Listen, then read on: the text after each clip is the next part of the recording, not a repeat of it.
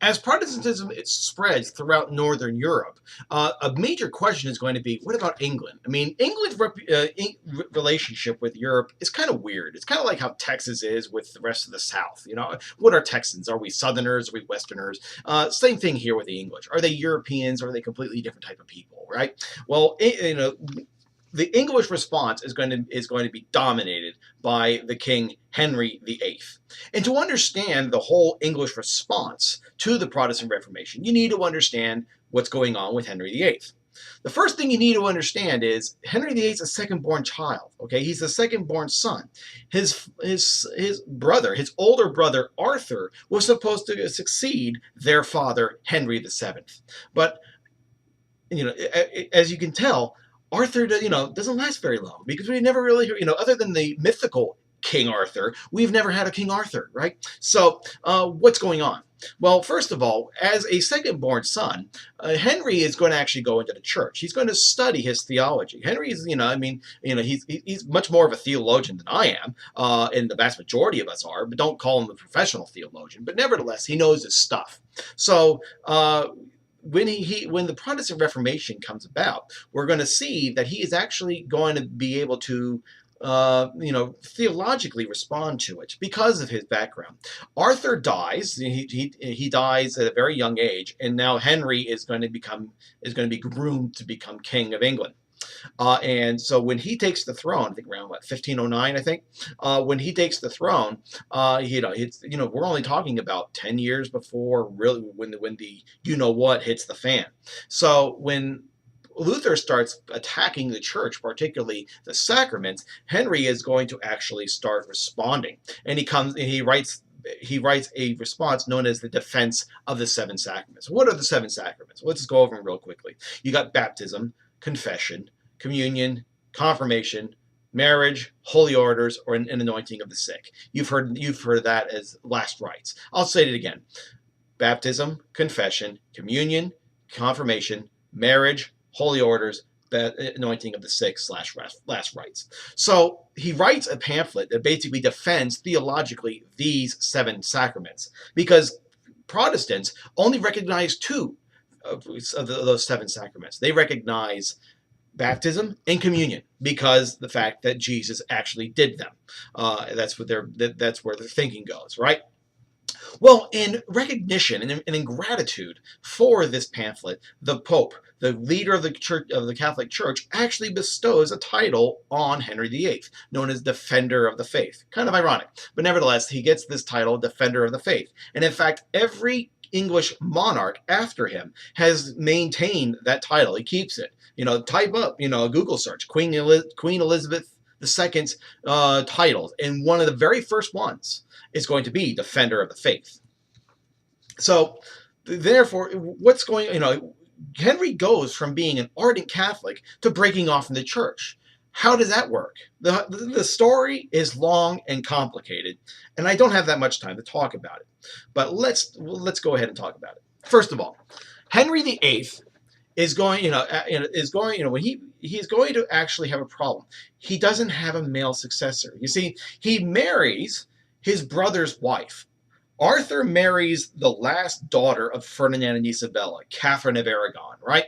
And nevertheless, Arthur dies pretty soon afterwards, and Henry actually marries Catherine and gets a papal dispensation to do it. The thing is that Catherine is pregnant, I think 7 times, if I'm not mistaken, and all but one are either miscarried or stillborn, or lives a few days and then dies. All but one. And that one person is going to be Mary, okay, their only daughter.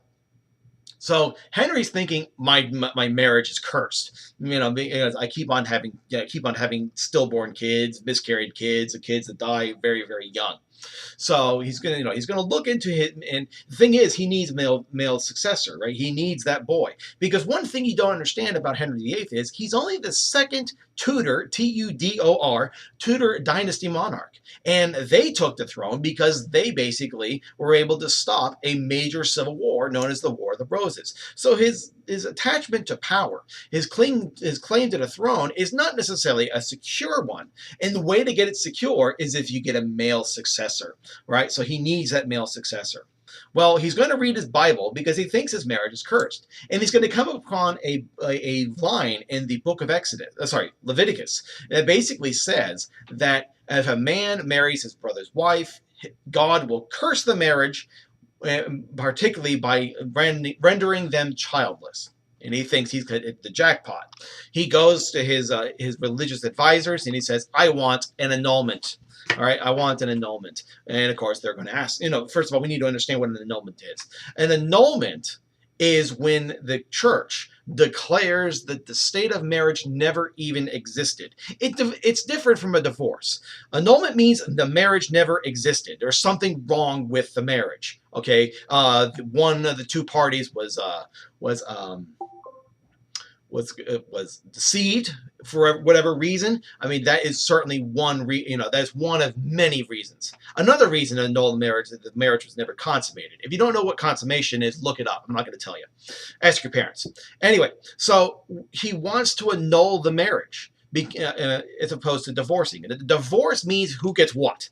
Okay, and Henry, to his dying day, remains in the belief that marriage is forever.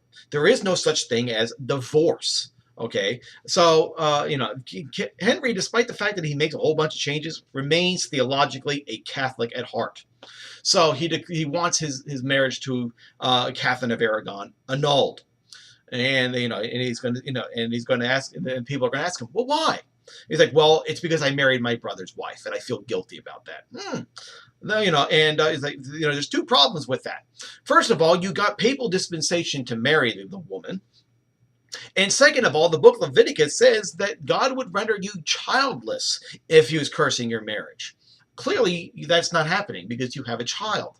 But, sorry for the ladies watching the video, you don't count. Because his response is going to be, but I have a girl. I need a boy. Right?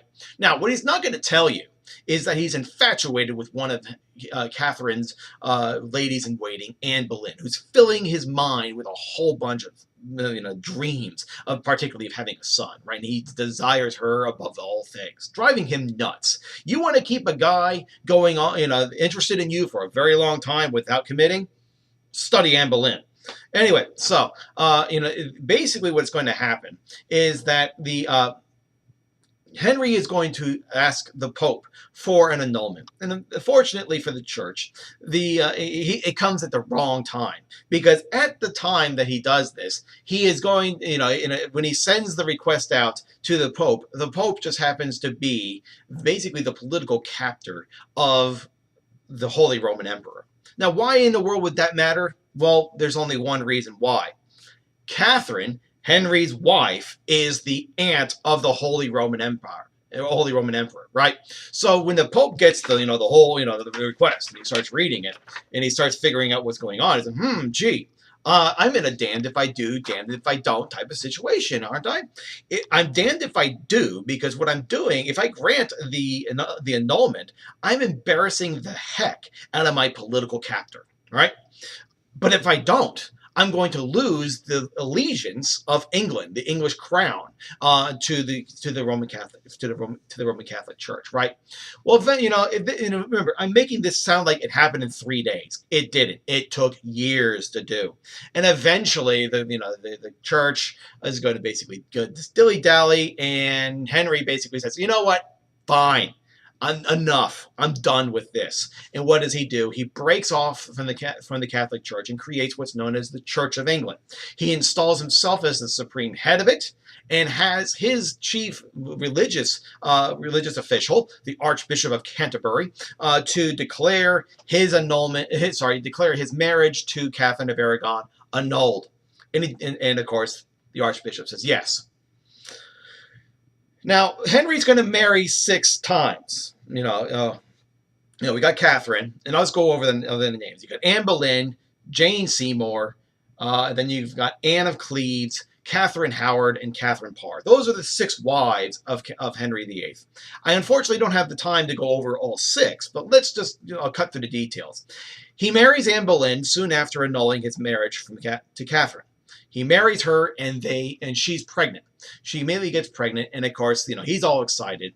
She gives birth. It's a girl, and her name is going to be Elizabeth. Anne Boleyn's pregnant at least twice more, right? The first time, and by the way, when she gives birth to Elizabeth, her response to her, her first words out of her mouth to Henry VIII is, "I'm sorry." All right, that's not exactly the sentiment that I would have if I were if I was celebrating the birth of a newborn child. I'm sorry, right? And Henry's patient with her and says, "Oh, don't worry. We've had a healthy girl, we can have a healthy son later." Well, she's pregnant again and she miscarries, but this one was a boy. She's pregnant a third time and she miscarries that. Henry's sitting there going, "Oh my goodness, here it goes again. What's going on?" And there's, the problem is he can't get out like the last time. He can't get this whole annulment thing done because he's the one that that gave the dispensation for the marriage, right? So he needs to find out a new way. So he finds out a new, the only other way to get out of a marriage is if the spouse dies, right? So he comes up with charges against Anne Boleyn, particularly about adultery. Remember, adultery against the king is tantamount to treason. So he accuses her of having a whole bunch of affairs, including one with her brother. And of course, Henry gets what Henry wants, and he wants her found guilty. She's found guilty and executed. What he's not going to tell you, though, is that he's actually obsessed with another lady in waiting named Jane Seymour. And soon after Anne Boleyn's dead, he announces his engagement to Jane Seymour and ultimately marries her. Pretty soon she's pregnant and she gives birth, and it's a boy, and it's going to be Edward. Let me see, Edward the Sixth, right? But the party is going to be somewhat soured because of the fact that Jane Seymour takes hours. I mean, over a day to be able to give birth to Edward. And the problem is going to be is when you start doing that, you're going to start weakening the body, and you're actually going to be susceptible to infection. And so that's exactly what happens to Jane Seymour. She ultimately dies as a result of the birth. Dies. I forget exactly how much time. It's not like I give birth and I immediately die. No, it takes a little bit, but she dies pretty soon afterwards. But he's got his boy. So that's the third wife. The fourth wife is Anna Cleves, a political marriage, and he wants to possess her, but apparently, the debate is who was repulsed. Was he repulsed against her, or was she repulsed against him? Nevertheless, they could never consummate the marriage, so he gets it annulled. Then he marries this aristocratic teenager named Catherine Howard, who basically, if she were in high school when I was, I would describe her as a woman who does things, right? Because she's not only having a relationship with the king, she's having relationships with everybody, including the king's valet, right? The person that dresses him every day, right? He's pissed off. He has her executed. Then we have Catherine Parr, who actually survives him, right? He dies, and she's actually a widow, and then she marries Henry, and then she dies. No, sorry, he dies, and she actually marries a third time. So if you ever will see Catherine Parr walking out around here, don't marry her. She's going to outlast you. Okay, don't worry, she's dead. But nevertheless, those are the 6 wives of Henry VIII. So Henry breaks off from the Catholic Church, mainly for political reasons. That's the reason why the Church of England and the Catholic Church look so similar. It's because of the fact that these are not theological breaks. These are political breaks. We're going to talk about the future of the Church of England in our next slide.